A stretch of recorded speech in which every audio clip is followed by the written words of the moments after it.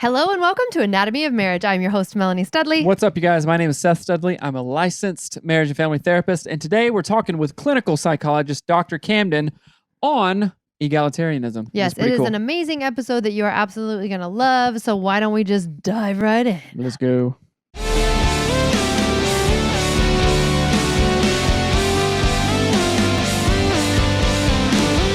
Since we're talking to Dr. Camden today, we're going to talk more about psychology and therapy and how it benefits you. What's up? Licensed marriage and family therapist here, Seth Studley.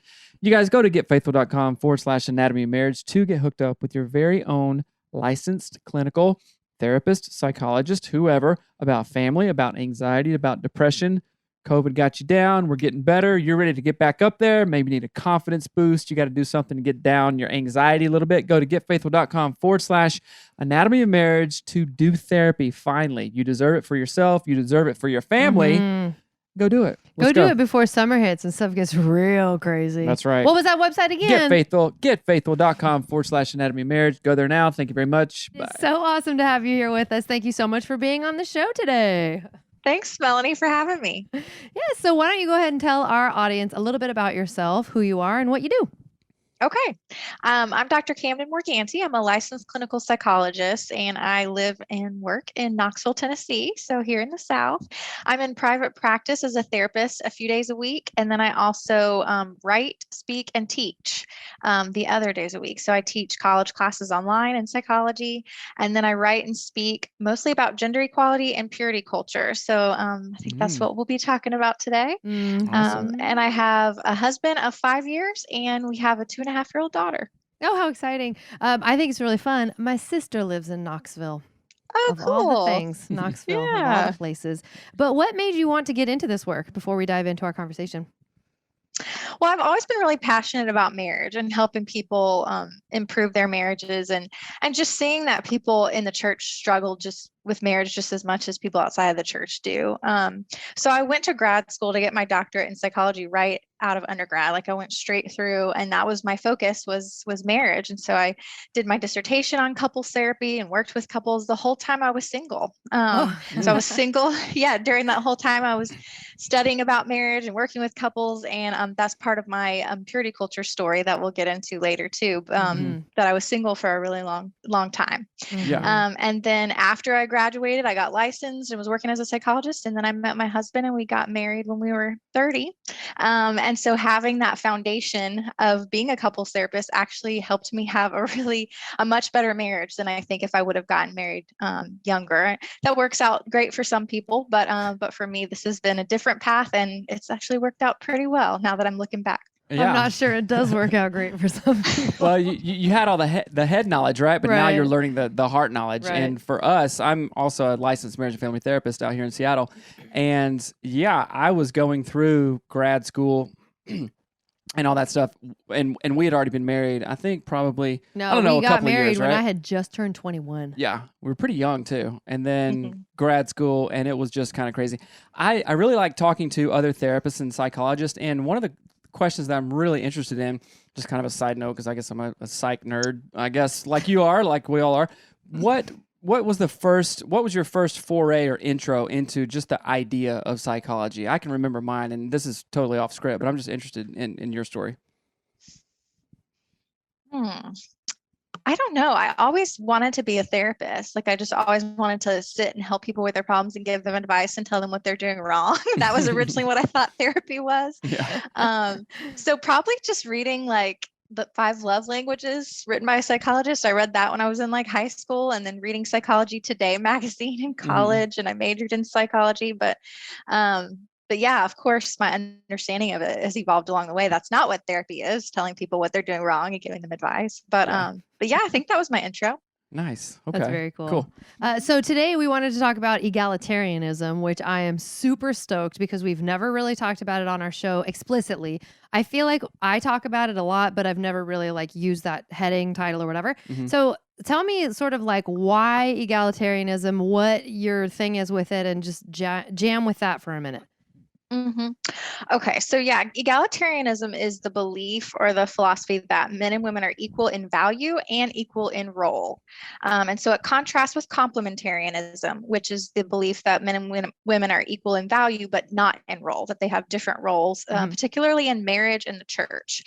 So my intro into this was in college. I was in a psychology of women class with a female psychology professor who was talking about, what do you guys think of when you think of feminism? And we came up with this just list of, all the stereotypes of they're man bashers and they don't shave and they burn their bras and just, all those things. And then she really flipped it and said, feminism is just the belief that men and women are equal and deserve equal opportunities.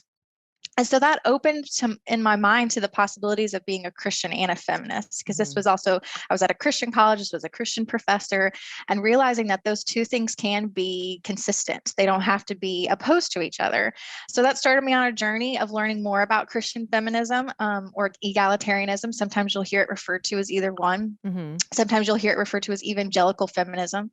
And so I studied that quite a bit in grad school too, and did some just research and papers on it and presented on it and just really delved into it and just wholeheartedly embraced it. So embraced the title of Christian feminist and egalitarian. And now I write for Christians for Biblical Equality, which is a large egalitarian organization. And I write for their blog and talk about it on podcasts like I am today. So I'm a big proponent of this belief. I love it. So when you talk about this sort of Christian feminism, that kind of stuff, what, like you just said, the big list of like they're hairy, they burn their bras, they're man haters.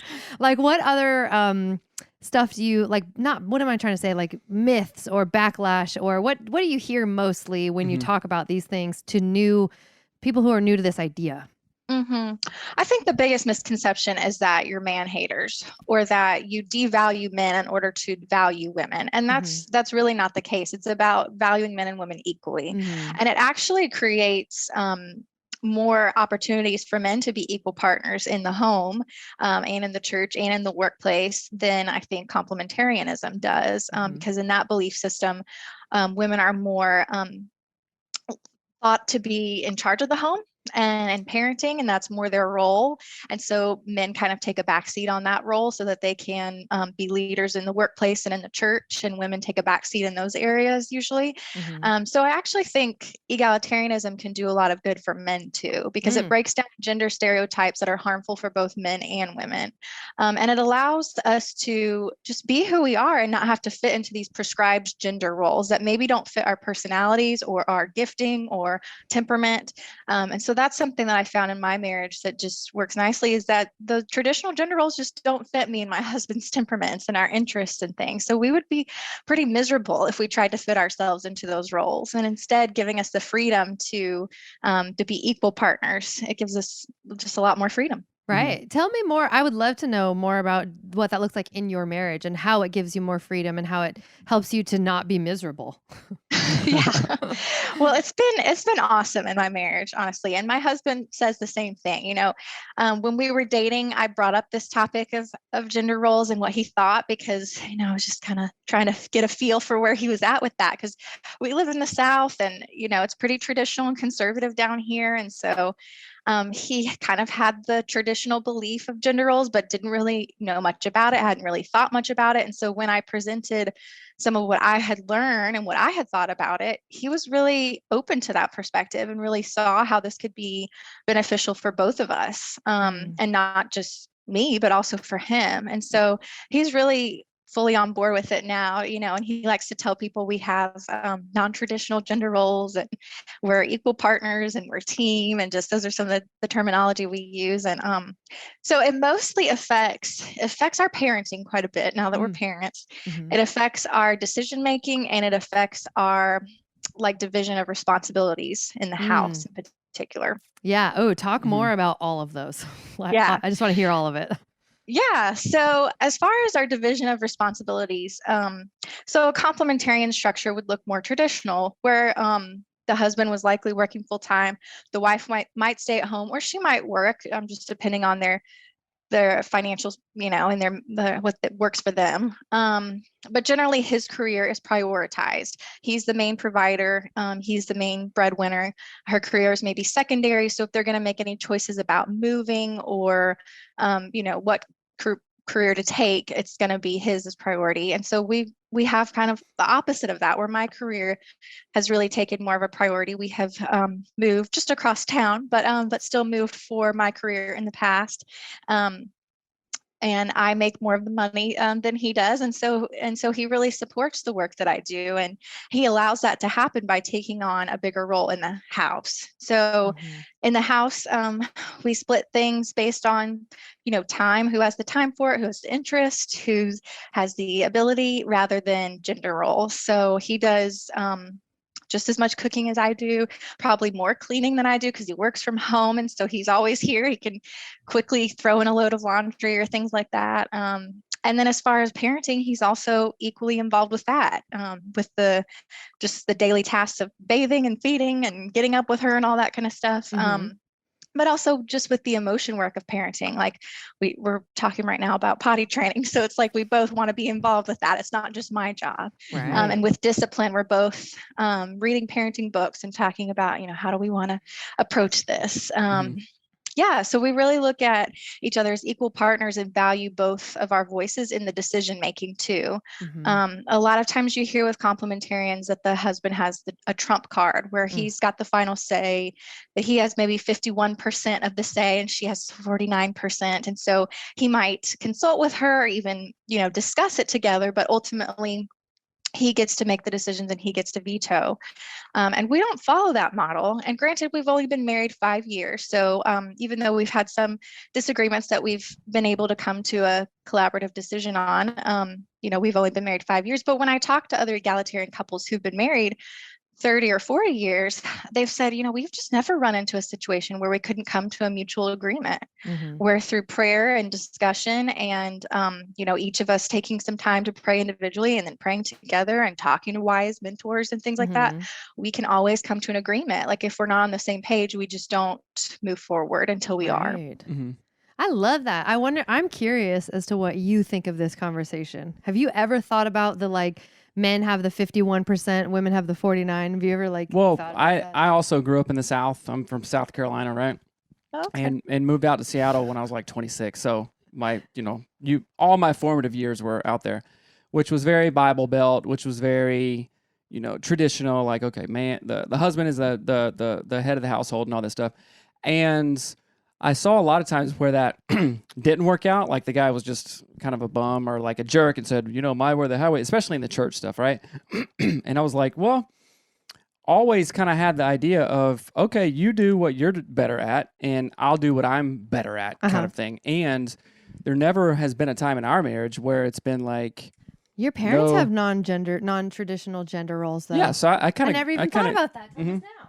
I kind of grew up that way. It's like you do what you're better at. Just because you're a woman doesn't inherently mean you can cook better than a man can. And just because I'm a man doesn't mean I can, can't fold laundry or something like that. It's like,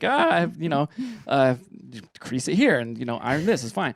But there are certain things like that you just are better at. Right. So I've kind of deferred to that. But as a systems trained therapist, like systemic thinking, it really is a system. Like we can say, hey, you do what you want to. I can this, like when you were talking about the jobs. So the system, just I guess Western culture in general, the system is really geared towards men in their careers, right? Like, statistically, I don't know what it is now, but what's the wage gap between men and women? I think it's maybe 30 cents 80. or something like that. Yeah. 80 cents? Wow. Yeah. It's worse for women of color. Right. It's probably better than 80 cents for Caucasian women, but yeah, as an average, it's 80.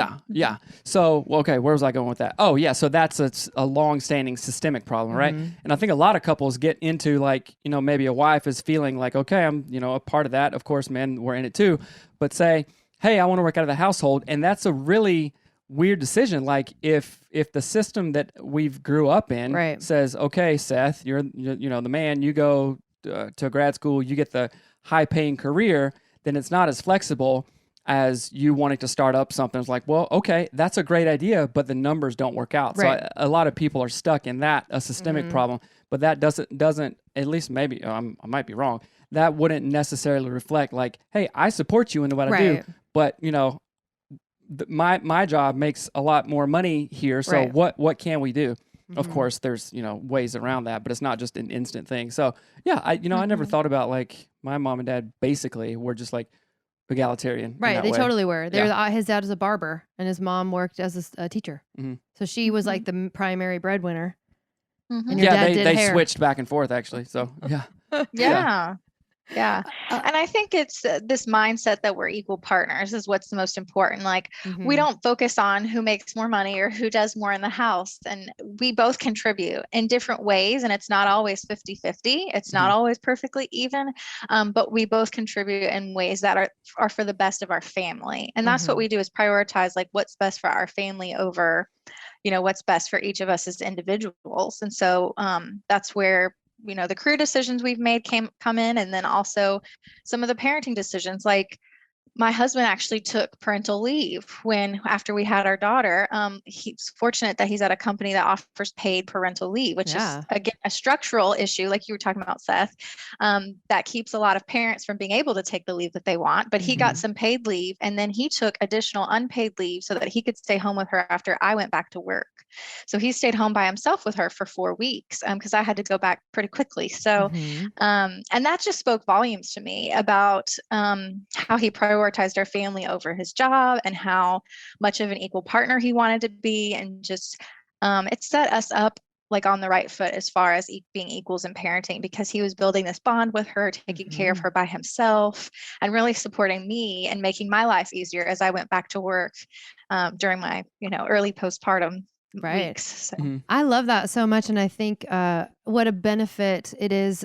It sounds weird to say this, but like even when you said the sentence, he was taking care of her by himself. Like that mhm, sentence alone to a lot of moms are like, "Ugh, what?" Because they look at the role their husband plays when the mother is not present as, well, he's watching the kids, Mm. not he he's is their babysitting. father. Yeah, it's he's babysitting, Mhm, right? Mhm. And so just mhm, the shift that requires from your husband as well as you to be like, I'm not going to act like my husband can't do this just because he's a man. That would be dumb, right? And mhm. then same for him to say, I'm not going to act like I don't know how to do this because I'm a man. That would be dumb. But that shift, I feel like generationally has such a positive impact for your children, for the people that they're around. And I just think that this should be, I wish that this was something more prevalent, more, I mean, it is becoming more prevalent, but I would love to know if you've had experience with what men say when they are introduced to this idea, because I think most women kind of wish that this is how the world worked from my experience. I could be wrong. Some ladies probably don't care or think about it.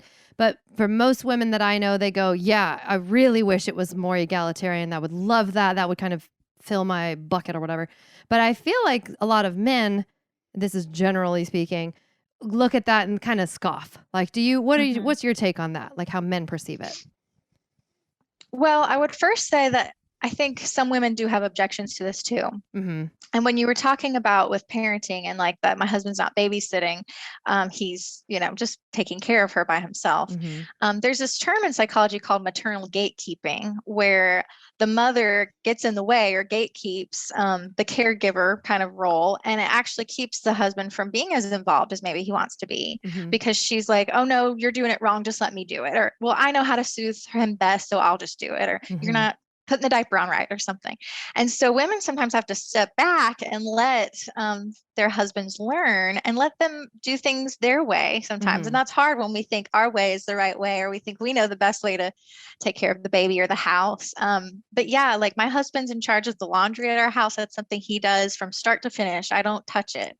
And sometimes he doesn't fold things maybe the way that I would like, or he doesn't put things in the rainbow order when he hangs them up, my clothes. And, it's like, I'm not saying a word, because if I do, that just discourages and criticizes the work that he's doing for our family. And so, Mm-hmm.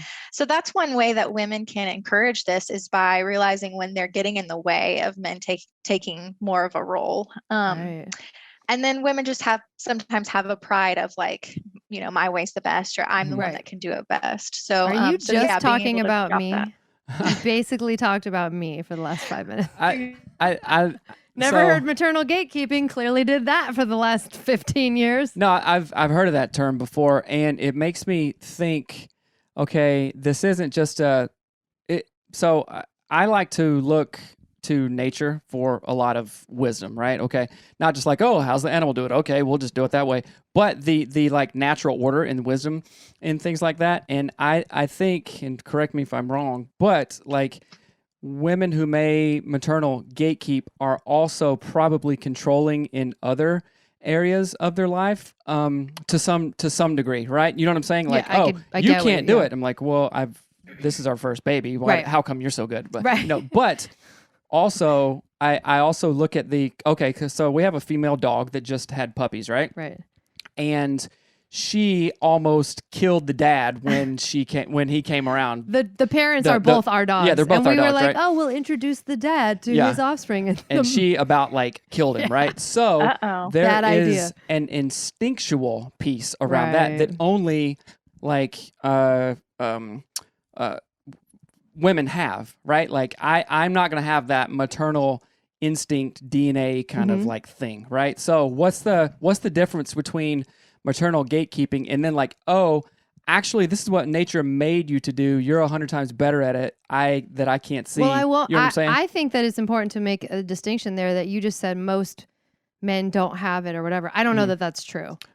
You know what I mean? Like, well, I think even generalizing like most men, we don't know what most men's chemicals are doing. I don't know. There's a lot of like chemical stuff going on there Yeah. too. But anyway, what you asked a question and I interrupted. I apologize. Well, yeah, I think there's truth in what both of y'all are saying. Like so it sounds like, Seth, you're acknowledging some of the bonding hormone that's released in childbirth and in breastfeeding. There's oxytocin and you're bonding with the baby. But there's research that says that men can get that through, skin on skin contact too, and just being really involved in that way. And I think the whole women are more nurturing really just depends more on temperament, personality. I really didn't feel any more nurturing as a new mom than my husband was. And I think that really is our personalities.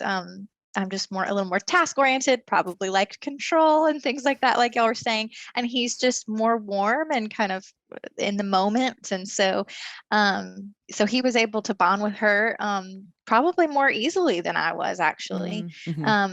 Even though I gave birth to her. So, but he was there every step of the way. So yeah, so it might just depend more on the person. Right. And I think family of origin too. Like your family's not Yeah, super family of origin and attachment styles too. right. Like I think what there's you so grew up many with. layers to it. But I think what the real, I don't know, damage is not the right word, but we do a disservice to men by assuming by nature that they're not more loving or nurturing or whatever. Cause then we kind of box them.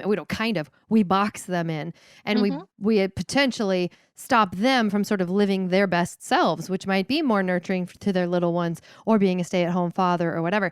So from the practical side of things, like what would you say if there's a wife listening to this podcast or a husband listening to this podcast and it really piques their interest and they go, whoa, I want to learn more about egalitarianism or whatever they call it and whatever title they give it.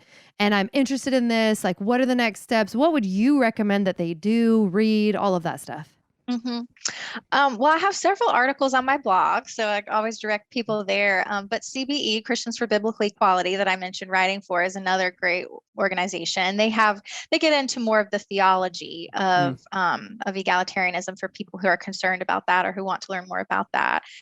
There's a new book out called The Making of Biblical Womanhood by Beth, Allison, Barr. That's a really good read. It's more historical, looking at how women's roles have changed over time in history and how women have been kept from leadership in the church. So that would be more of the church side of things. But really a term that I would leave people with is the term mutual submission. And I think that'll cut through a lot of the objections to this that people might have. Again, like I said, it's not about elevating women and putting down men. It's about elevating both of us and building both of us up as equals. And we're still called to submit. So we don't ignore that, the Bible verses that say that, but we look to Ephesians 5:21, which says, submit to one another, that all Christians are to submit to each other. It's not just a command that's given to wives only to submit to their husbands. It's a command given to all of us to submit to each other and in marriage. And so if men are worried about, well, does this mean she's going to run over me, or she's going to, boss me around or something like that? No, because your wife is still called to submit. So there are times that I do submit, even in a egalitarian marriage, that I submit to my husband because I realize he's right, or what he wants is better for our marriage in the end. And I'm just able to see where I went wrong or things like that. And then there's times where he submits to me because of my preferences, and because maybe he doesn't have as strong of a preference or things like that. So Right. so I have an article about that on my blog where I give some practical examples from our marriage too. I love that. And I think as you were speaking, I know some people take issue with the word submission. And so I was literally thinking, what's another way to say that? Oh, just go with his idea or go with her idea. That's submission. You're just, okay, cool, I'll do that. I think Christians get really goofed up. First of all, I think Christians need to unlearn basically everything. Not basically everything, Not but basically everything, but a lot of stuff that we grew up with, right? Unlearning is a whole process, right? And people get all butthurt about submit. Oh, she didn't submit, or I have to submit. It's like, how about this, people? Just make the smartest decision, Right. It's not like I'm going to run this thing off of the tracks and well, she had to submit to me. No, maybe my choice did make more financial sense or long-term sense. Oh, guess what? Maybe your choice made more financial sense or maybe long-term sense. It's just the better decision. Right. So I'm frankly annoyed at Christians and submission and all this stuff. Why don't we just go, oh, hey, what's the better choice? Forget all the submission. Well, and I just stuff. I just think it's a word issue because there are a million times where Seth has submitted to me, but we have literally never once used that word in a sentence. It's always even we make a pros and cons list and go, that one. Yeah. But it was my idea. Did he submit? Right. I mean, I think we've both submitted to each other when we shouldn't have too. It's for sure. It's well, I just gave in because I don't know, you were crying or something. I'm just kidding. Or you gave in to me because I was getting upset. It's different than giving in. Yes. Right. Yeah. It has to be different than just oh, I give up. Fine. Just do whatever you want to keep the peace. It's more of an active choice to sacrifice or to yield my preference to the other person for their good and for the marriage's good. Well, and it makes me think of if you want to ask a question on our podcast, you submit a question. Is it any different? You I submit the mortgage payment every month. I don't want to do that. Yeah. I'm just kidding. I just think it's interesting, and I love this idea. I love this topic, and I think it's going to be really helpful for a lot of our listeners because, again, we sort of practice this concept in our marriage. We've never really talked about it in that way. We talk about feminism and equality and stuff like that. We talk about these things, but we never have really talked about egalitarianism in that particular light and sort of laid it out. Because even in our own marriage, Seth is a much better cook than I am. By decades and eons and galacticness, I don't cook well at all. I can make a salad and a mean oatmeal, but I can't make fried chicken. Right. I can't make anything else. And so he does all the cooking. I do the cleaning because I'm controlling and I feel like I'm better at it. I'm not. I'm just controlling. But I think it's important to have these conversations and to create a space where the conversation is not threatening. To really say, we're just leaning into the best versions of ourselves as people. What are we good at as a human? And then also in that, and I think this is sort of more speaking to men, but maybe not necessarily. I guess it's not necessarily just speaking to men, but to allow people to be their best selves, which for some women, that's not a stay-at-home mom. Not your best self, right? So, yeah. So it allows both of us to flourish and flourish in our gifts and in our callings. And I don't feel restricted to the home or to just motherhood because of my gender. My husband and I both allow each other to flourish in all of the roles that we're in. I love that. So something that you said just sparked this idea. What if there is because you said, I don't feel I'm just restricted to the home and motherhood. I cannot tell you how many of my coaching clients are I'm not just a mom, right? I'm not just a stay-at-home mom. I have these dreams, I have these aspirations, and I feel like I'm stuck. So what would you say specifically to the stay-at-home moms who are listening to this podcast, ready to tear their blouse with, right? They're about ready to tear their garments. What would you say is sort of their first step? Visiting your website is great and all of that, but what would be a tangible, the next kind of go get it ladies thing? Well, I certainly don't want to diminish the role of stay-at-home moms either, because whenever I speak about this, people are like, well, do you think we shouldn't be stay-at-home moms? And it's Right. like, if that's what God's called you to do, and that's, that's what you feel is flourishing for you, and that's what's best for your family, then I support that as long as it's your choice. Right. As long as you didn't feel forced into that role. So for those women, I would think, what are your dreams? You don't have to put your dreams on hold because you're a mom. And I know that that's hard when I have a little one, and money and time is finite and things like that. But what are some ways that you can still discover who you are and be celebrating who you are in your dreams? So I guess that'll look different for every woman. If that means having some time to herself every week, some self-care time, taking a class, or getting involved in a group or something, or pursuing like a side business, like a lot of stay-at-home moms do now. So I would encourage women to just think outside of their role as a mom, but also see how God has called them to be focused on their family too, and in the role of their mom. How can they bring their full self to their motherhood and not just feel like they have to, throw away parts of themselves, I guess. Right. And I will encourage you. I love that. I think that's so beautiful. And I think one of the things that we run into with our clients too is like, if you're a mom and you are at home with kiddos and it doesn't feel like your supreme high calling to just be a stay-at-home mom, it is for some ladies. For me, it wasn't. I wanted more. I felt that like deep desire for more, which is what this is. The podcast is the more that I wanted, right? Mm-hmm.